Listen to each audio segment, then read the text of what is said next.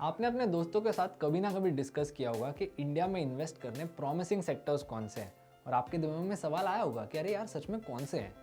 तो फिकर not, master the market, a series by Angel One will be here every Sunday to decode all these questions that you may have, ताकि आप एक informed investment decision ले सकें। तो शुरुआत करने से पहले हमारे यूट्यूब चैनल को सब्सक्राइब करना ना भूलें and hit the bell icon so that you never miss an update from us. Well, there is no one such promising sector. India is the land of opportunity. और Indian stocks का future bright होने वाला है क्योंकि Indian stocks के underlying businesses जो है इनका फ्यूचर भी ब्राइट होने वाला है।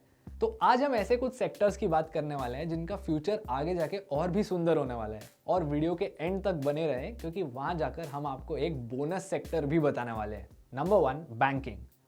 हमको पता है कि धीरे धीरे हमारा फ्यूचर और भी डिजिटल होने वाला है। ऑलरेडी हम हमारे बैंकिंग सेक्टर्स में ये चीज़ देख सकते हैं। ऑलमोस्ट हर बैंक का अपना एक डेडिकेटेड ऐप है। प्लस यूपीआई के आने के बाद हमारे ट्रांजैक्शंस और भी हैसल फ्री हो गए और फ्री भी हो गए हैं।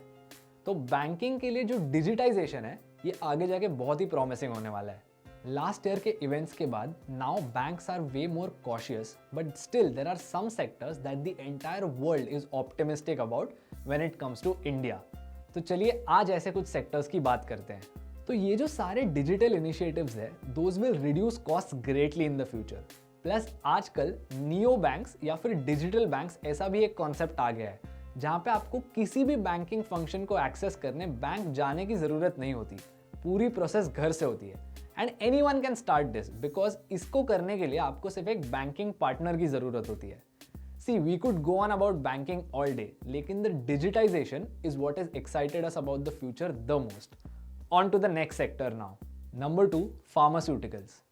इंडिया के 2021 के इकोनॉमिक सर्वे में ऐसा कहा गया था कि अगले 10 साल में हमारा फार्मा मार्केट ट्रिपल होने वाला है।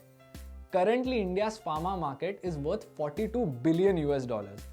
एंड प्रोजेक्शंस के हिसाब से 2024 तक वो 65 बिलियन डॉलर्स का होने वाला है। India is slowly emerging as a world leader in pharma और ऐसा कहते हैं कि 2030 तक ये जो पूरा मार्केट है वो 120 बिलियन डॉलर्स का होने वाला है। जो इंडिया का बायोटेक मार्केट है that's expected to grow from 64 billion dollars today to 150 billion dollars by 2025। हमारा मेडिकल डिवाइसेस मार्केट एनुअली 37% पे ग्रो हो रहा है। India is currently the 12th largest exporter of medical goods around the world. ये जो पूरी dominant position है वो हमारे इस सेक्टर का आगे का फ्यूचर बहुत ही ब्राइट बनाने वाली है। And wait, if we forgot to mention, India is currently the largest exporter in the world when it comes to generic drugs. Number 3, IT sector. Did you notice last year के events के बाद engineers की demand suddenly spike हो गई? This is mainly because हर sector में digitisation initiative शुरू हो गए और हमारी पूरी दुनिया को और डिजिटल बनाने में सिर्फ और सिर्फ इंजीनियर्स हेल्प कर सकते हैं।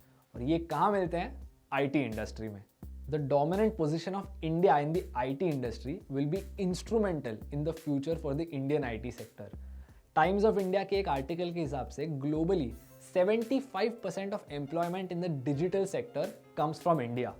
The big 4 IT firms in India जो है विप्रो, HCL, Infosys और TCS, they employ more than 1 million people।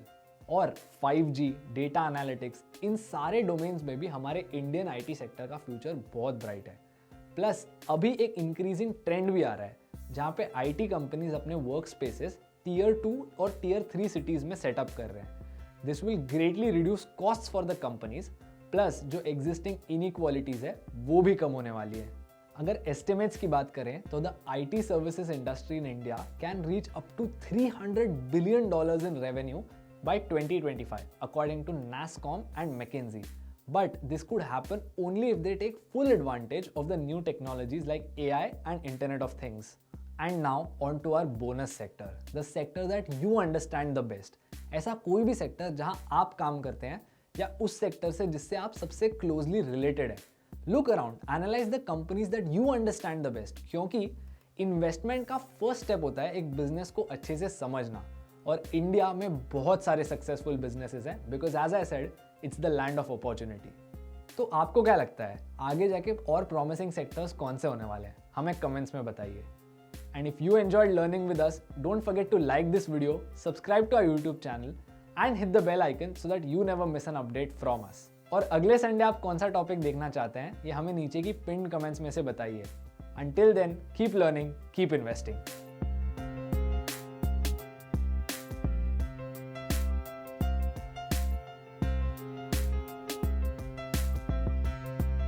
Investments in securities market are subject to market risks. Read all the related documents carefully before investing.